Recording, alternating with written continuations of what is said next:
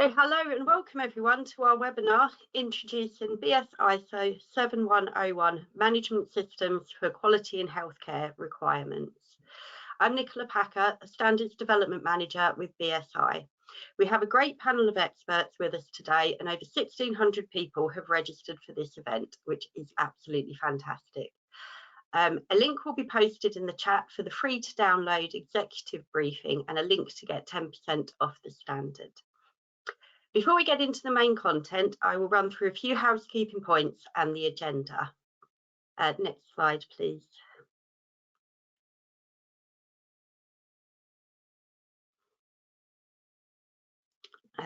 Lovely, thank you.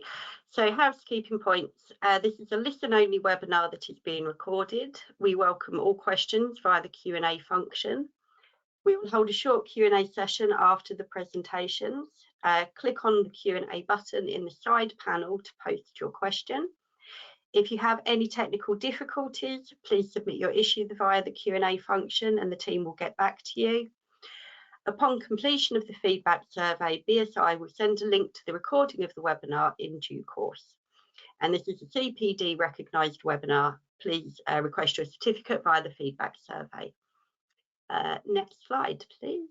So just briefly run through the agenda. The rest of the webinar will cover the concept of the standard, the executive briefing, implementation, conformity, audit and accreditation, and collaborations with a Q&A at the end. So I would now like to introduce Angela McCaskill, who started as a project lead on ISO 7101 3 years ago and now works as Programme Manager for BSI for our first presentation. Thank you.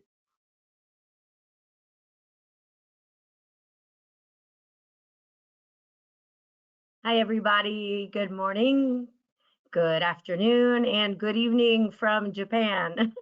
It's my pleasure to be here today.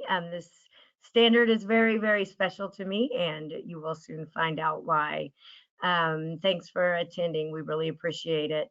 I am in my first life, I was a quality consultant and auditor. In my midlife, I decided I wanted to become a nurse. So I became a nurse and started doing a lot of different global health work. So helping in lower and lower middle income countries working on medical campaigns around the world.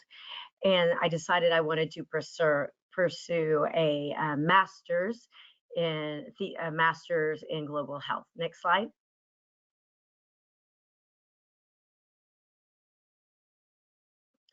So I thought this picture was a good representation of what I thought as I was working out around the world. And I was thinking, so we have things that we put in place to help people, right? And with all the best of intentions.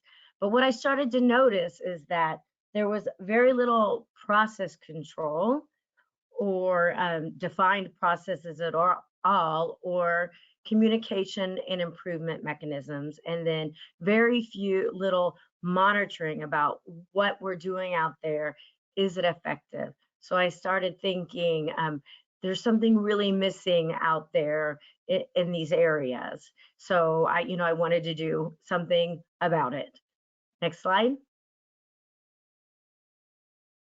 So studying global health is very sexy, right? So you get to learn about malaria and setting up refugee camps and just all sorts, trauma medicine and different things that, we don't always get to see. But so out of the whole program, I remember there was one day when there was a mention of quality, and, it was coming back, like, I don't know if it was like a nightmare or a dream. And there was a article that they had us read, which you'll see on the screen. It was from the Lancet Commission on High Quality Healthcare. So no one wanted to read it, of course, because quality isn't sexy. So I read that article, and it kind of set forth a framework and kind of talked about quality in lower and lower middle income countries. Then at the same time, 2018 was a big boom for quality publications in the world of public health.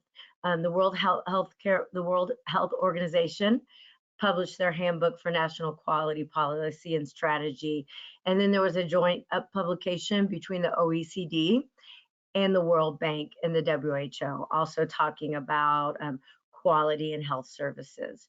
So I started thinking, when we got to this part of class, I thought, you know, I think I can write something as my thesis that would bring all these best thoughts together, because I already had a background in ISO 9000, which is as we know, is a management system standard. So it has all these basic principles common to all ISO management system standards. So I took all these documents and I mapped them out and frameworks, guidelines, and said, okay, this goes here, this goes there. And I came up with this, what I called a high quality health care framework. Next slide. So anyone who knows me knows that I don't like to do things twice, and I don't like to do things for nothing that don't have purpose. So when I finished, I thought, you know, I think this is good. This really has value. So I contacted ISO and I said, I have this idea for this international healthcare quality standard. What do you think? And so from there, this thesis became a reality as far as working towards being an international standard. So the next thing we did is you form you work through a technical committee, which was 304, and we formed a work group called Work Group 5. And this standard is really important, because if a standard can show love or show humanity, I would say this is your standard. It was really important to me that it was a standard that was representative of the voices of the best and the brightest from all around the world. So not just Western nations. So we have representatives from all the 6 World Health Organization regions, which is very important. And then we had representatives from all the countries from all the World Bank income categories. So not just upper or middle and upper, but lower as well. We also have a very special liaison organization called ISQA that you may know, the International Society for Quality in Healthcare. So they were of tremendous help. They are also an official liaison with the World Health Organization. So right there, we got the brightest and the best. And then finally, this panel, this work group was really the people who do the work. So I can say it wasn't an interested panel, meaning interested as far as just there to do something for their business. These were doctors and nurses and professionals in risk management, academics, professors, private consultants, people that worked as WHO consultants. So like I said, it was a very diverse panel, and it was an honor to work with them. Next slide. So like I said, this group was extremely, extremely humane. And we had a We Care commitment. That was an acronym that every time we got together that we were going to work toward the betterment of human health and well-being and increase patient safety around the world. And that was our main goal.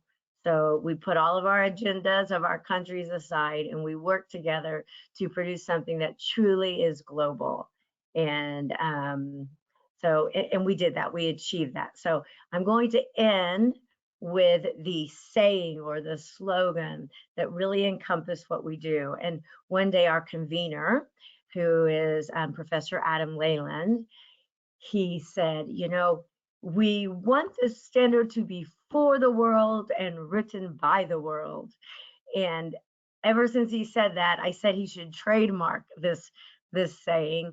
That was our fight song. So every time we got on, we would say, this is for the world and it's by the world. So now I have the pleasure to introduce you to the person who was responsible for this slogan, our mighty leader and convener, Adam Leyland, who helped us get through not disagreements, but tough discussions, and helped us build consensus and collaboration. Thank you all very much.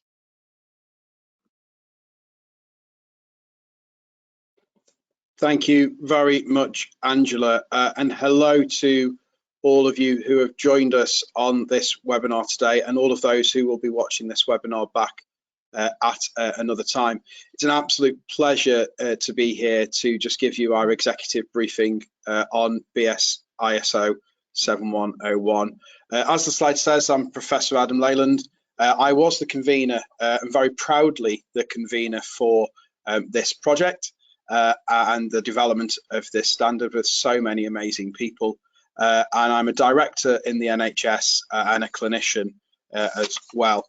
And I just wanted to start by saying how amazing is it that we have been able to take the passion from Angela's work and her master's thesis into an international standard. And that's only been possible through the commitment, the dedication, firstly of Angela, but secondly of so many people, as you saw from the previous slide, who have contributed to the development of this amazing thing, which will support many people around the world for years to come overall. If we can get the next slide, please. Across healthcare everywhere in the world, we've faced this triple threat for a significant period of time, where the demand has been increasing, and that's through some major and brilliant improvements associated with medicine. So people are living longer, they're living healthier lives longer, but they're also living with multi-morbidities. So that increases the demand. And we've been having ongoing decreasing funding in many places around the world for healthcare, and decreasing from a real terms point of view. And of course, we've had major workforce shortages. World Health Organization often report on this, of the millions of people that we need in healthcare to support the people that need our services. And of course, that triple threat's existed for a long time. The pandemic of COVID-19 absolutely exacerbated that and has caused these threats to become a lot more prominent. And of course, as care has been delayed for many people, that demand is still being seen to increase. If we can get the next slide, please. So this is more than a standard, though. This is absolutely a movement to improve patient care, patient quality, and also the experiences of people working in healthcare organisations. And it's really important that I start off by saying this standard is applicable regardless of the size of healthcare organisations. It could be the smallest 5-people team to the largest NHS organisation or government body from a healthcare perspective. It absolutely is an opportunity to have a structured system with some key quality metrics to achieve higher and better quality overall. And the World Health Organization has defined quality, which is enhanced through Peter Lackman, previously of ISQA, as effectiveness, safety, accessibility and timeliness, efficiency and equity. And this standard is designed to support everybody in developing a structured system that allows you to create a solid quality management system to achieve better and higher quality overall. And it's not just a thing that you do once. This is why this is a movement. It's not just about doing it once and then allowing it to dissipate and that we've ticked the box, we're complying with the ISO standard. It's absolutely not about that. This is about every single day people living the quality agenda and the improvement of quality agenda as well. And we've got a lot of improvement methodology outlined within the standard as well. If I can get the next slide, please. So within the standard, you will see a lot of the attributes associated that make up high and better quality in its entirety. And of course, this starts off with leadership. Across the ISO landscape, it's called top management, but effectively what we mean is leadership, and including the policy of healthcare from the context of where you might be in an organisation and the policy context from a country or from obviously a global perspective as well. And so it works through this methodological process to identify how to improve quality and what we need to do within organisations to ensure that you're going to achieve high quality overall. And of course, planning is really important with that, including risk planning. We can't identify what needs to happen to improve patient and colleagues and staff experiences if we're not planning for it and we're not identifying any risks so we can mitigate them appropriately. And of course, it's no good just trying to do this in an isolated room and a few people sat around a table. It's absolutely about communication. This is something that should be palpable across an entire organisation, regardless, again, of if you've got 5 people or you've got 25,000 people.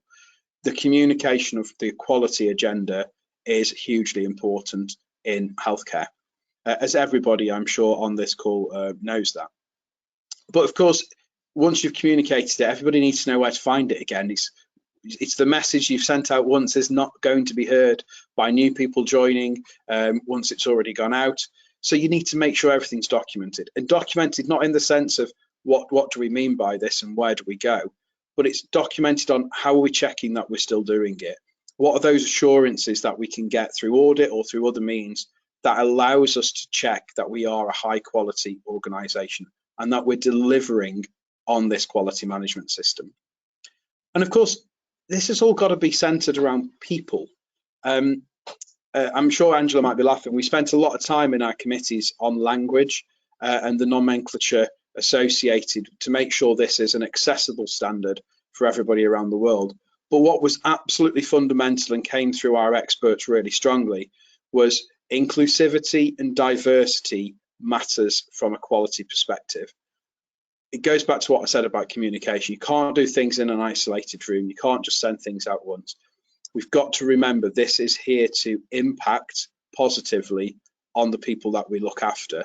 And as leaders, that can be our colleagues and our staff, but more importantly for everybody, it's our patients and our populations. And we need to hear from everybody to make sure that we are delivering quality.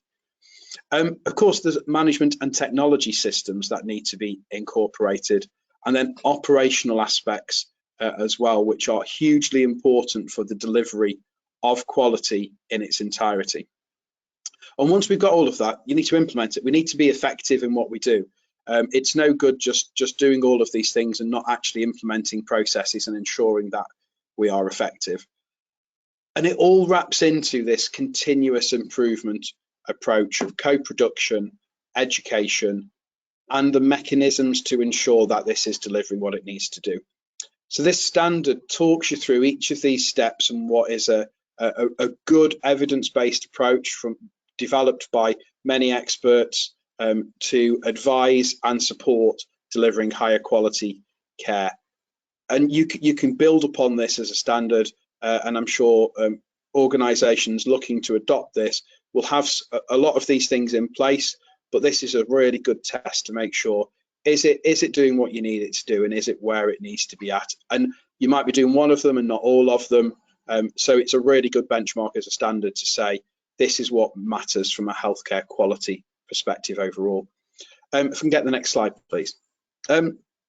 So if I was sat where you are, I'd be thinking, what are the benefits of this then? Why should I go and download this standard, and why should we talk within our organisations on implementing this in its entirety? Well, the benefits I think are really clear from it. When you have higher quality and better quality through a structured approach, your patient experience and patient satisfaction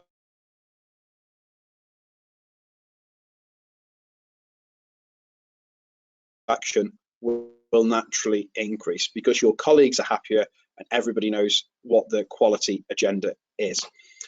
All of these things to some degree impact on patient safety. So patient safety is absolutely paramount throughout this standard. And of course, when you are a safer organisation and people experience that and they're more satisfied, you are more attractive to organisations, to patients as an organisation, and more attractive to other organisations, in fact, as well, that want to work with you. And your reputation, therefore, improves, both from a perspective of what people think and also from what staff think. And therefore, your workforce recruitment and retention can also improve, which then furthermore improves the well-being for colleagues in its entirety. If you are in England and watching this and joining us today, you might be thinking, so how does this relate to the Care Quality Commission, the CQC, and the key lines of inquiries associated with that? Well, those being well-led, effective, safe, responsing and caring, all of that is related to quality in one way, shape or form, and having a management system structured within an organisation will help you to achieve each of those aspects. And of course, when you are setting up a standard and you are implementing this, you're more likely to achieve against those predefined metrics. You've got a stronger sense of purpose, a stronger sense of how are we delivering on this. And so through better quality, you can reduce bureaucracy, you can improve delivery. And of course, when you're recognised as an organisation, again, regardless of size, that offers better quality to its people and better quality to its populations, you are more likely to access different funding opportunities and research opportunities or research funding where you can pioneer in an improved way, because you've got the structure and the processes in place to be able to demonstrate that you can do that in its entirety. I can get the next slide, please. And just to finish on this overall, it's absolutely vital that we recognise where this has come from through Angela's thesis and through every inhabited continent has been represented as part of developing this standard. And we had a passion to make sure that this standard is applicable to any size organisation of any mechanism through any funding means. And the language within it is entirely inclusive and debated to ensure that we do make sure this is applicable to anybody. It is the first specific ISO standard for quality in healthcare organisations. It was the first standard to use the new harmonised structure for management systems across ISO, including some environmental aspects as well. And the experts gave their time freely every single week to develop this standard. We had over 40 odd meetings to develop it, hours in length, with people joining from all over the world at various different times, supporting this standard in its development. And just on closing,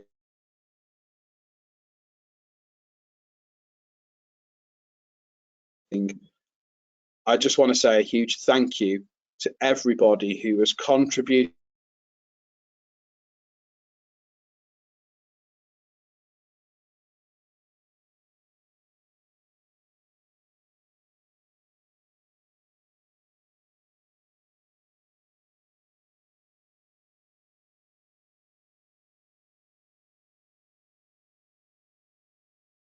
clarity. I'm going to hand over to Jan, who is going to talk you through some next aspects associated with this standard as well. Thank you for joining us. Thank you, Adam. Hello, everybody, and thank you to BSI for inviting me to talk to everybody today. I'm Joan Mackworth-Hill. I was fortunate to be a committee member of the TC304 in Working Group 5 on this standard. Next slide, please. So I'm going to talk a little bit about the benefits of implementing and working with the ISO 7101 in the context of 3 different categories or organisations on their quality journey. So if we take the first one, those that are emerging on their journey. So they want to have an idea or incentive on what to do and how to do it. Well, the standard provides a very good structured approach. It removes the guesswork because everything is in there that you would need to consider. And so it really is a good starting point for those that kind of think we need to do something. Where do we start? Because healthcare organisations are often complex. Even if they're a small one, they've still got complexities because healthcare in itself is very complex. And then if we move on to those that are developing, so they may have a current system in place and they want to, think about what they need to do with it, because sometimes it's not always that straightforward. So they can really look at what they've got in place, do a bit of a gap analysis, say, oh yeah, we do meet a lot of this, oh no, this gives us really good areas of where to improve or what to consider. And then you can create an action plan for those ongoing improvements. And as Adam said, quality doesn't stop, it's always ongoing. So there's always something that we need to consider to improve. And then if we consider mature organisations, so these are organisations that maybe have been in existence for a while, they've got a very complex or organised system already that is working, and therefore what do we do? Do we need to change? So really you can use 7101 to review against your current system. And again, do a gap analysis. Are there any gaps? Do they give us any ideas where we can actually think about making improvements? And then you can use that action plan to then put your improvements in place. Next slide, please. So very common quality tool, PDSA, Plan, Do, Study, Act, or some people call it Plan, Do, Check, Act. And this is actually taken from within ISO 7101 standard. So you can see that the elements around the outside circle are what Adam spoke about. And then in the center, we've got leadership and 5. So that is clause 5 of 7101, which talks about leadership. And it is very large. And then we've got the others: plan, clause 6, do, 7 and 8, 9, study, 10, act. So it's a common system of plan, do, study, act that's a continual cycle for improvement. And again, this can be used in your emerging organisation, you're developing, or you're matured. Next slide, please. So one of the things I'm talking about is tips on implementation. So it may sound obvious, but read the standard. The standard has got 10 clauses. It's quite long in the sense it covers so much of an organisation, and you really need to get the benefit. You need to understand the clauses and how they link together. And what a lot of people do is just go straight into what the meat of the standard is without actually understanding the whole concept of the standard. And clause 3 is a very important clause within the standard because it talks about terms and definitions. And some of the terms and definitions used in the standard may not be that familiar to the majority of people. So for example, I've picked out here 3.34 health literacy, which is used quite frequently within the standard. So underneath we've got 8.10.5a, which is a clause and requirement: address and integrate health literacy into planning, evaluation measures, patient safety and quality improvement. So that might not be understandable to a lot of people, but if you actually take the definition, the ability of individuals to gain access to, understand and use information in ways which promote and maintain good health for themselves, their families and communities. So that was taken from the World Health Organization. So it's really important that the standard is used and understood in its correct way. Next slide, please. So we had a lot of questions received as part of the when people registered, and some were asking about how will it be assessed. So there is a new ISO 7101 17021-15, which is a conformity assessment requirements for bodies providing audit and certification of management systems, and the competence requirements for auditing and certification of management systems for quality in healthcare organisations. Now, this came about because the working group wanted to ensure that when anybody assessed the standard, they had the right competencies. So this 17021 requires competencies for those with understanding and knowledge of the healthcare sector.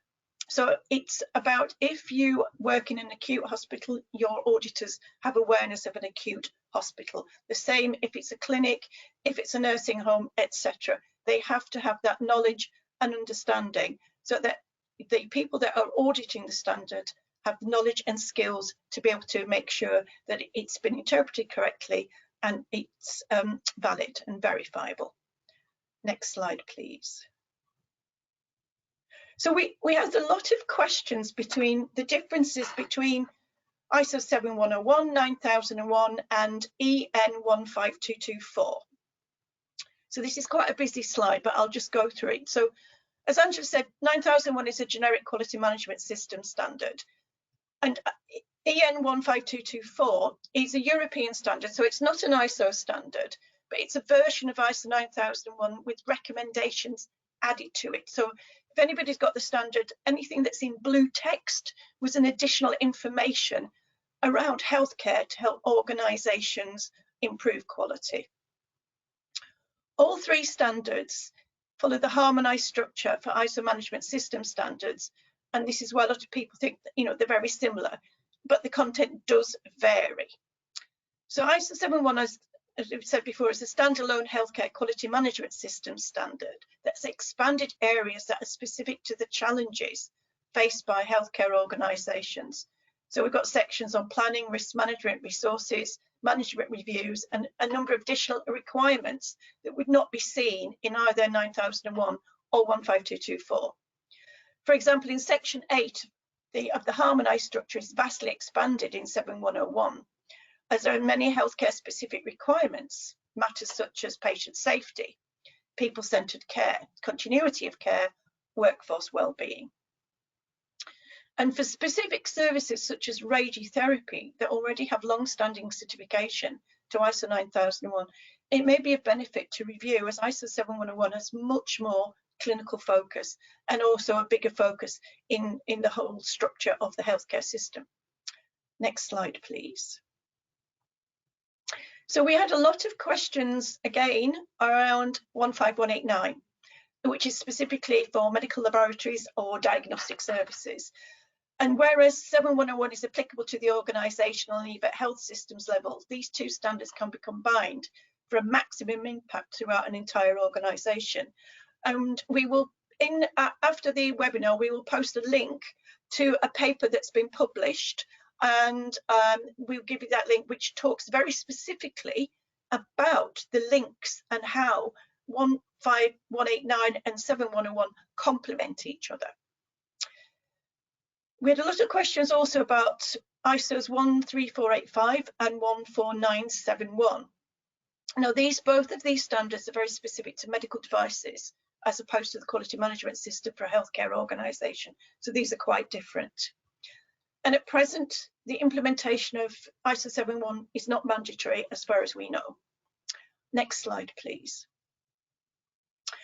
And I think as we must have a good international section of attendees today, because we had some questions about non-ISO standards that are available. So JCI, the Joint Commission International, NABH, the National Accreditation Board for Health in India, and Accreditation Canada. These organisations have developed accreditation programmes and their own standards. Now, there may be common themes between the requirements of these standards and 7101. But JCI and Accreditation Canada work internationally, so their standards are generic. NABH works in country, so their standards may be more specific to how the healthcare is delivered in India. In the UK, we have a number of standards from Royal Colleges. We have the Health Improvement Scotland, CQC for England, etc. And these are all United Kingdom specific. There will be common links, and as Adam said, with CQC, the 7101 will cover a lot of what CQC requires in terms of the linkage and thinking of using it as what does this mean? What does well led mean? How does this affect us? So I think really 7101 will complement and strengthen any set of standards, as it's an overarching holistic approach to the entire quality management system.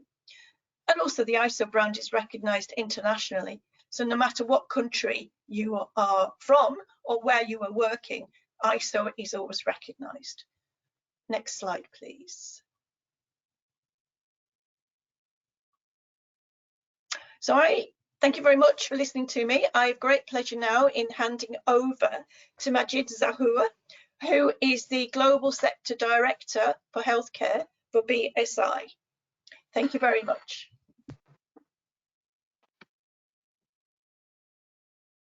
Thank you, Jan. Hello, everybody. Thank you for joining us this morning, afternoon, evening, wherever you are in the world.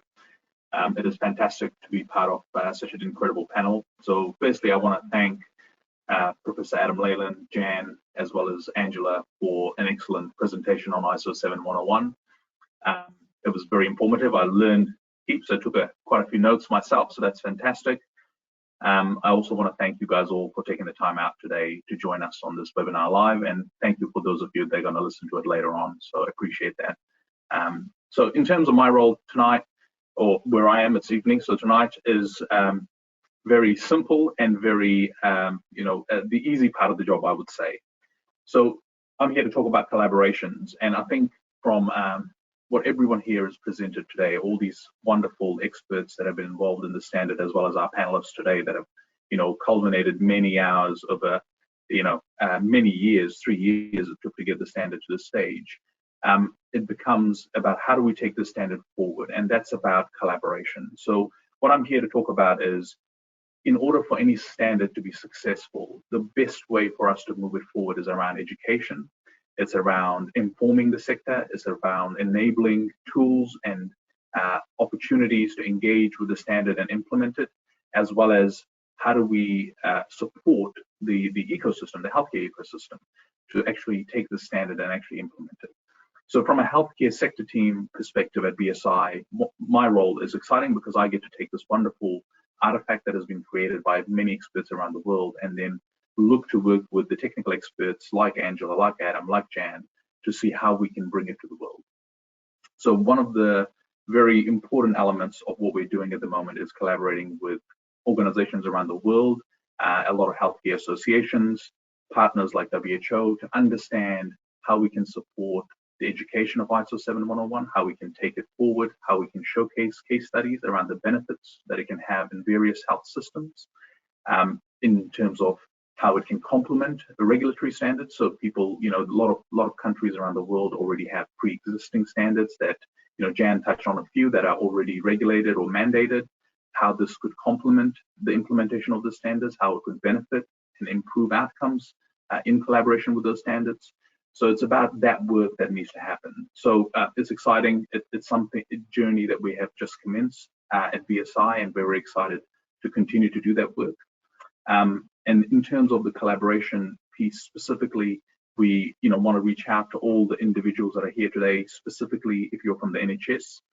We are looking to collaborate and take this pilot into 1 or 2 NHS organizations. So if there is some interest from our participants today to talk to us about what that pilot program might look like, what we're looking to achieve out of it, and what the benefits might be to your organization from that opportunity, please reach out to us. I know we're going to share an email address at the end of this in the Q&A session, but for those of you that are listening at the moment, it is healthcare.services@bsigroup.com.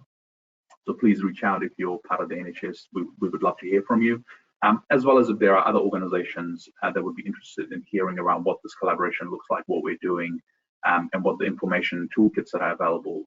Please reach out. We'll be happy to share some of our learnings today.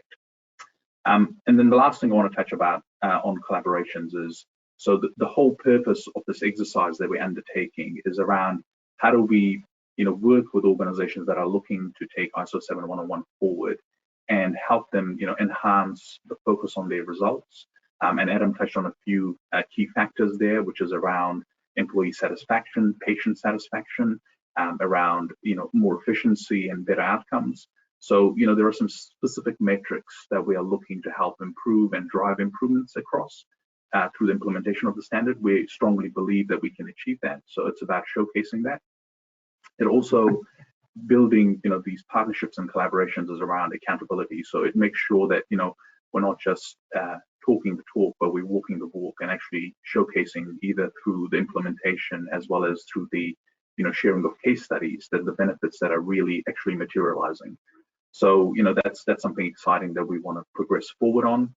And then the last thing that I want to touch on is around enhancing patient care, which is at the fundamental core of the standard, which is around how can we support organizations, healthcare organizations like yourselves that are listening today, or individuals that are here, part of healthcare organizations, to actually build systems, processes, mechanisms that support and drive resilience through organizations, which in turn drives better performance in the organization, which in turn translates to better outcomes in patient care and care delivery.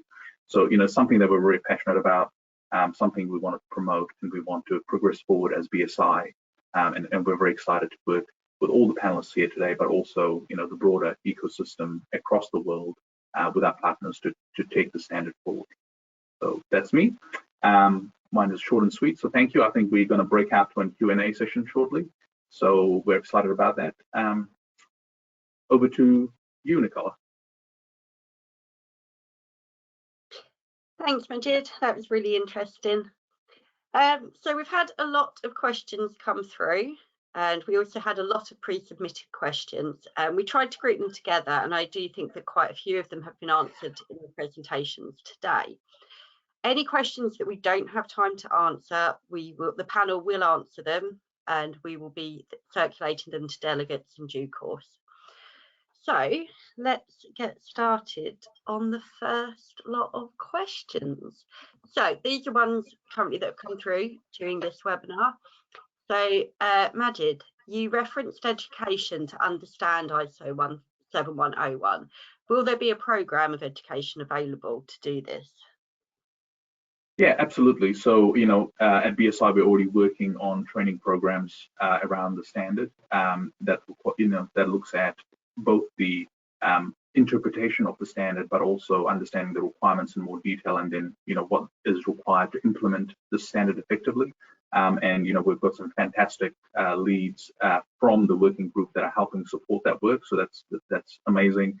Angela is helping coordinate some of that activity as well, and lots of people are participating in that activity. So we're hoping very soon to be able to share more detail on that. But yes, it is something that's in progress currently. Brilliant, thank you. What organisations would you recommend to provide third-party certifiers for? Jan, maybe that one's for you. Oh, well, I guess it depends where in the world you are. If I take the UK, you've got to be accredited by UCAS, which is the National Accreditation Service, against 17021-15. So you need to go to a reputable body if you want to be certificated to the standard, though you can work with the standard without getting certificated if you so wish, or you work with it until you're ready. So around the world, there are national accreditation bodies that would assess to 17021-15. Brilliant, thank you.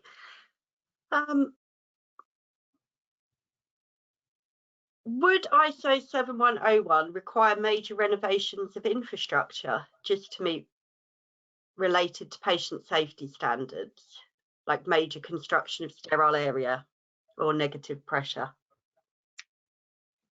I think maybe that one could be for Adam. Thanks, Nikki. I thought we said beforehand, difficult questions to everybody else. No, thank you for that. Thank you for that question. It's a really, really important question, considering, if you are in England, for example, the state of NHS estates in some parts is really poor, as colleagues will know. But obviously that can be applicable anywhere in the world. So the standard doesn't require you to spend significant investments and capital funding in developing estates and sterile areas. There is an understanding that certain things just aren't possible to ensure that compliance, and we don't specifically go into estate and building maintenance within the standard. It's absolutely more about that holistic approach to quality and making sure you've got processes and systems that recognize where these things aren't up to standard, and you've got plans in place effectively. But you don't need to spend a lot of money on investing in new buildings and sterile environments to have that compliance overall. Thank you, Adam. Will there be an online lead auditor certification course to come? Any panelist that wants to answer that? I can answer that. Look, I mean, I think we can safely say yes, there will be. This is a standard we are very passionate about here at BSI, but I'm sure other organizations are too. So we will continue to push in developing courses specific to auditors, because that is a key resource to be able to help us in the journey of, educating people about the standard and helping take the standard to organizations and helping with the implementation and, independent review of those systems and mechanisms to give assurance. So it's absolutely something that we will be doing here, but I'm sure other organizations will do that too. Brilliant, thank you. Can BS ISO 7101 be implemented in part of an organisation only, or does it have to be the whole? Angela? Oh, well, I already had my mute off because I did want to mention the person who asked that question. There is an ISO lead auditor course from BSI Mexico in Spanish. If you're Spanish speaking and you want to take it in Spanish, that's available now. We've actually we've had probably about 100 people go through it thus far, all doctors. So we need some other backgrounds in there. So you're welcome to take that. What was the scope? Okay, so with other management system standards with ISO, you get to define your scope, and under the scope, it's whatever affects the quality of your service or your product. So you know, it's a kind of sticky. You don't have to do it all. You could just certify. Let's say your radiology services, you can do that. As with many standards, you do that. But you need to make sure that if you're getting a service from somewhere else in the hospital that affects your outputs, that you, just like in anything, that you communicate and you pass down those quality requirements that you have for the people, your suppliers, the suppliers of those services. But yes, you can define within your scope and do maybe just part of a healthcare organization at a time, a unit, a department, and then go big. Brilliant, thank you. I think one for Adam. How will the new standard affect the supply chain of healthcare organisations? Oh, that's a really, really good question. Also, so the standard is applicable to your organisation and what you do in its entirety, rather than everybody else. But obviously, you would want to identify your quality aspects associated with others. We don't go into the detail on that on the standard, because there's other standards around supply chain and logistics and things like that. However, you know, it's down to your quality and your quality processes in its entirety. Thank you. Another question. As a business who supplies workers to the NHS, should they be looking to be accredited, or is it just for healthcare providers? Anybody who wants to answer that one. I can go. Everyone looks quiet. That looks like a question. I think Angela kind of answered this beautifully earlier, which was around, you know, if there is a downstream or upstream process that impacts your organization, and there are requirements within your organization to assess that, then I would suggest that at the very least you ensure you give them those requirements so that they can make sure that you're compliant. If you're a healthcare organization that is supplying workforce, that is supplying, other inputs into a healthcare system, there's not a necessary need for you to undertake the standard, but I would say that it would be valuable, and it would also ensure that the people that you're providing those services to are compliant with their requirements should they be undertaking the standard. So I think it is a win-win, and as Adam put earlier, it is designed to be flexible. So don't think just because it has got so many sub-criteria and requirements that it has to be complicated. You know, it is designed to be fit for scale. Thank you. Right, one for Angela and Majid now. Is BSI looking at collaborating with some healthcare sectors, NGOs in particular in Africa, to assist in capacity building? This, in my view, can enhance spreading of the standard to parts like Africa, because it's all about awareness. And through routes such as BSI, you can achieve better outreach. I was going to say, reach out on that email address and watch this space. But Angela, by all means, add any more that you might want to.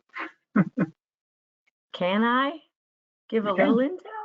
Yeah, Okay. you can. Okay, so we're currently in discussions collaborating with the World Health Organization to do some outreach and long-term implementation across 5 different countries. So that will include Africa, since you asked Africa, but it also includes Asia and maybe Eastern Europe. So we're definitely committed to that. So we will be looking to definitely, you know, the WHO doesn't do anything on a one hospital level. So it's definitely, as you asked about health systems strengthening, I'll look at that. And what I love about this standard is when I originally had the idea, it was more a health systems approach because I was thinking global health, but it can be applicable anywhere at any level. And that's what's so exciting about it. We even talk about Adam works for ambulatory services. I guess that's what you call it in the NHS, transport, medical transport, and it's applicable there as well. That's brilliant. Thank you. Do you think that any governments across the globe will implement the standard into their country? Anyone who fancies that one? Jan? Right, Jan, we haven't heard from you for a while. Makes a change, doesn't it, Nikki? Yeah, I think there's a lot of countries around the world that don't have national standards for healthcare. And, you know, rather than going to an external body, they can use the ISO 711 themselves. You know, as I said earlier, ISO 9001 is a requirement in radiotherapy in the UK. There's nothing to say that it might change to 7101. And I think there'll be a lot of interest in governments to say, this is something that we can implement ourselves. Brilliant.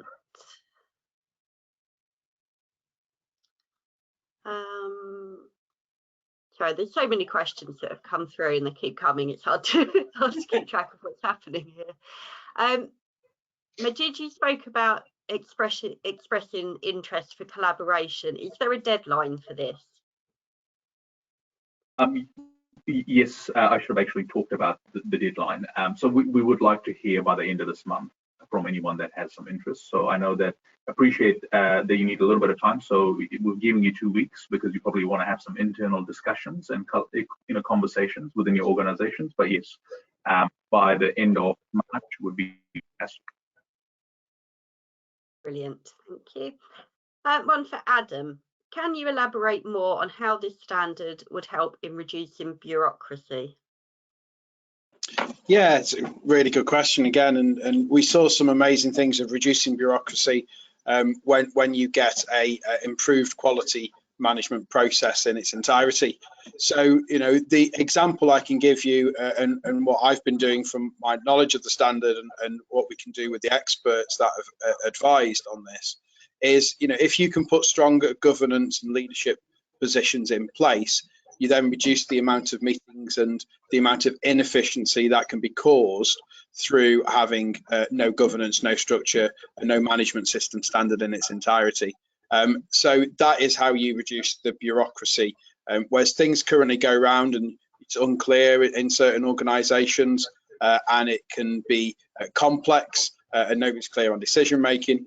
Implementing the standard and implementing a quality management system will give that assurance overall, and therefore start to reduce bureaucracy and make it really clear what people should be focused on. Brilliant, thank you. Do you envisage that BS ISO 7101 will become mandatory? To Angela.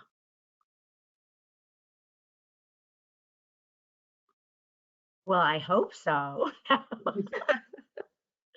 I think it'll be very, very country specific and region specific and insurance payer system specific. So, you know, every region, city, type of private, public is just so varied. So the future will let us know, and perhaps it will in some places, or perhaps it may not be mandatory, but perhaps it may be mandatory if you want to be paid back more for your services from the government or things such as that. So just to add to that, if I may, Nikki, is just to say how how wonderful would it be that organisations or commissioners or governments take healthcare quality so seriously that they mandate this standard? That is what this standard was developed for, is to have major impact on the improvement of populations and on the improvement of patients overall. And the way you do that is by making it mandatory, by saying you've got to comply with this. That it assures us you have got high quality systems in place to ensure the populations and the patients are receiving the best that they can. I would absolutely recommend, if there's anybody on this or watching this back from governments or from positions of power as commissioners and funders, absolutely seriously look at this, because it is the way you are going to get better quality outcomes and higher retention and all those other benefits I mentioned within healthcare in its entirety. So it would be great, wouldn't it? And I think people should look at that. Thank you, Adam. That was a brilliant answer. So we're nearly at the end of our hour. I would just like to remind people that the links to the executive briefing are in the chat, along with 10% off the standard. Don't forget, if you have further questions, to email the healthcare.services@bsigroup.com email. And I think we'll end on one question. Anybody feel free to answer this. If you had one sentence as to why this standard should be implemented in organisations, what would it be? I'll go first, and then everybody else can probably add to it. I guess from my perspective, I think we've all touched on it here quite significantly. So I think the one line that sticks with me to start with is Adam's comment around for the world by the world, which is this is actually designed by people who work in the front lines of medicine, in the front lines of healthcare, to make sure that there is equitable healthcare service delivery, building some consistency. Second thing is impact, because if you do that, you have impact. You can actually really transition the delivery of healthcare across, this entire planet, and help create a momentum, a shift of, better quality patient outcomes, patient-centered care delivery. So I think that's the second point I wanted to make. And then finally, I think for me, it's about, creating some consistency, something that we can look at and benchmark, comparing apples with apples, so that we can then really uniquely improve, because the standard, in order for it to be effective, it can't just tell organizations to improve, it needs to improve itself. So then the data enables us to improve the standard, create better outcomes, and push the whole journey forward. So that's for me. Thank you. Angela? Yeah, so I was just thinking, other than saying because it's like a big group hug, no, I would say because the standard addresses all the challenges I think that the world is really facing right now. We stuck artificial intelligence in there, and medical technologies, planetary health, lots of contingency planning. We have so many crazy things going on in the world right now, and we want to make sure that our health systems and our hospitals are prepared and ready to handle those situations. And finally, the huge focus on humanized and people-centered care, where our families and our populations and communities are more involved and more important in health than ever. And then our workforce, our aging workforce, and our workforce shortages. It also addresses that. So it is the right standard at the right time. Brilliant. Jan, any thoughts on that one? Well, everybody's a really hard act to follow.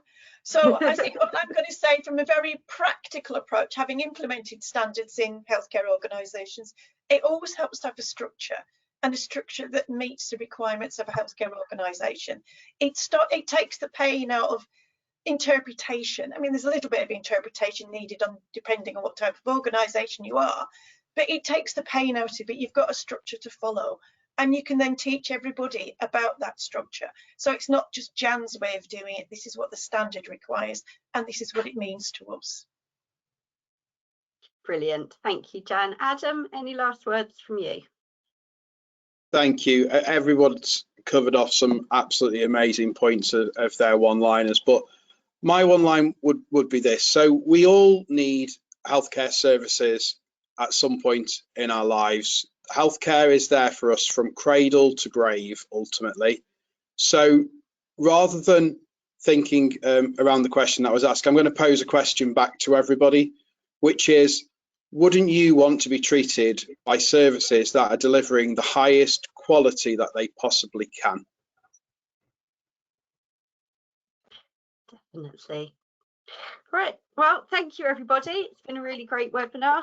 Don't forget to email any questions that you have, and communications with a link to the webinar will be sent out in due course. Thanks again. Bye. Bye.